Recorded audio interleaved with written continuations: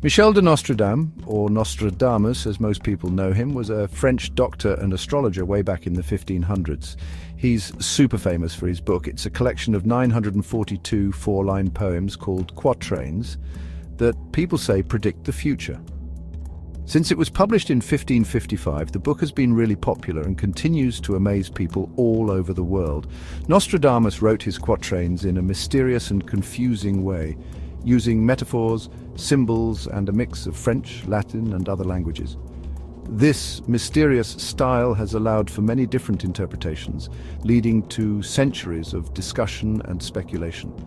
Even though some people are skeptical, Nostradamus is said to have predicted many historical events. These include the French Revolution, Napoleon's rise to power, the assassination of John F. Kennedy, and even 9/11s. People are still fascinated by Nostradamus because we all want to know what the future holds. His mysterious prophecies give us a mix of hope and fear, making us think about what could happen and how it might affect our lives. Nostradamus didn't actually mention the year 2025 in his writings, but some people think a few of his quatrains have predictions about this year. These predictions talk about things like global conflicts, natural disasters, new technologies, and shifts in global power.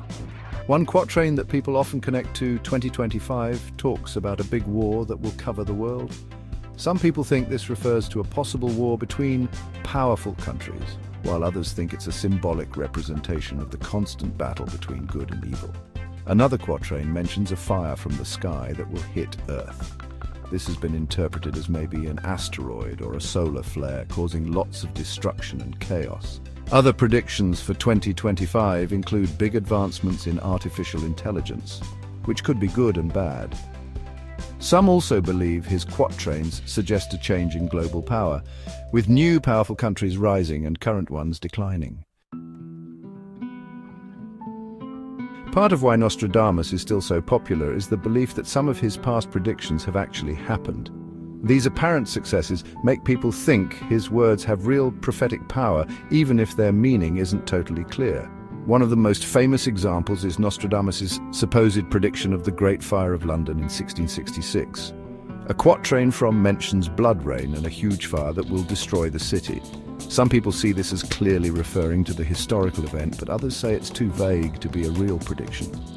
Another example is Nostradamus' supposed prediction of Adolf Hitler's rise to power in the 1900s.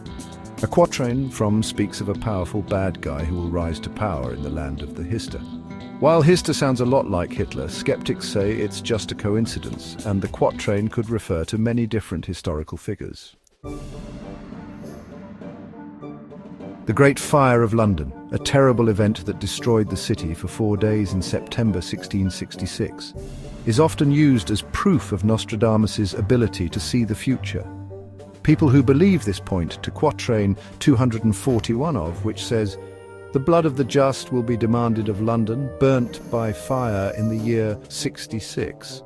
This seemingly straightforward prediction, mentioning both fire and the year 1666, seems to match the historical event pretty well. The fire, which started in a bakery on Pudding Lane, burned down a large part of the city, destroying over 13,000 houses and leaving thousands of people homeless. However, critics say it's not that simple. Nostradamus doesn't actually say London in the quatrain, and the blood rain part doesn't match anything that happened during the fire. Also, saying the year 66 means 1666 assumes Nostradamus was talking about the 1600s. Skeptics say Nostradamus wasn't always clear about dates and timelines in his prophecies, and they can be interpreted in many ways. Nostradamus' supposed prediction of Adolf Hitler's rise to power is another example often used to prove his prophetic abilities. Century 3, quatrain 57 of reads, "People who believe this interpretation point to several parts of the quatrain that seem to match Hitler's life and rise to power. Depths of the west of Europe could mean Austria, where Hitler was born.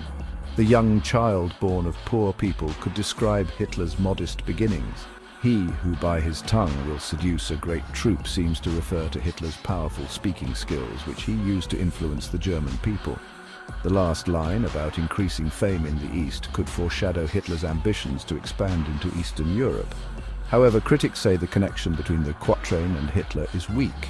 The name Heister, while sounding like Hitler, is thought to refer to the Danube River, which was called the Heister a long time ago.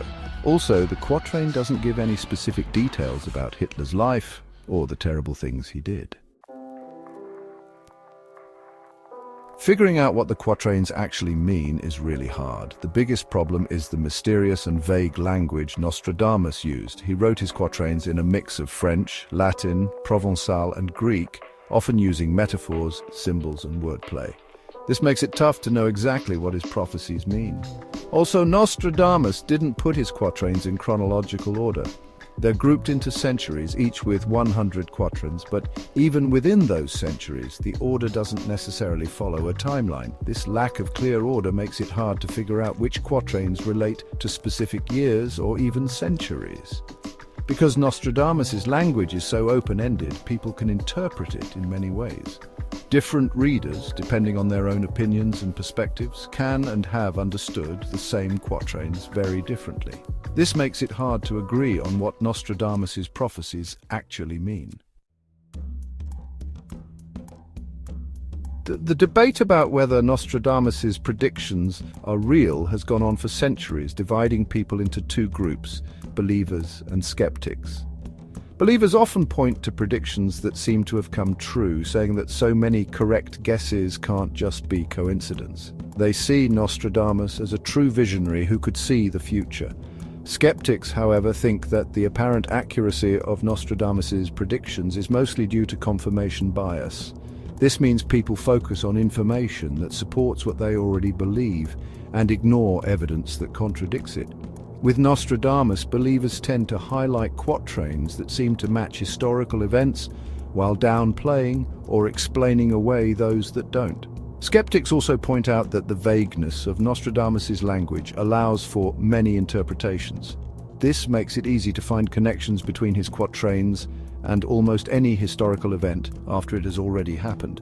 Basically, skeptics say it's like throwing darts at a dartboard after the bullseye has already been drawn. Even after centuries of study and debate, Nostradamus' prophecies still fascinate people today.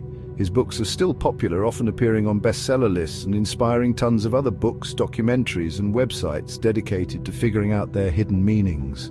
This continued fascination with Nostradamus is probably because we all want to understand the unknown. In a world that often feels uncertain and unpredictable, the idea of someone who could see the future is very appealing. However, it's important to be a little skeptical about Nostradamus' prophecies. While his writings can be fun and interesting, we shouldn't take them as literal predictions of the future. It's better to see them as symbolic representations of bigger historical trends and human nature.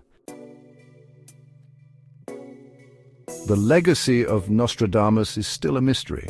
While his predictions have caused endless debates and interpretations, their true meaning remains unknown. Whether you think he was a real prophet, a skilled astrologer, or just a clever writer, his words have definitely had a lasting impact. As we face the challenges of the 21st century, it's tempting to look to figures like Nostradamus for guidance and comfort. But the future isn't set in stone. It's shaped by our choices and actions, not by old prophecies. Instead of looking for answers in mysterious verses, we should focus on creating a better future based on knowledge, understanding, and shared human values. Nostradamus' prophecies might still be fascinating, but it's up to us to make the future we want.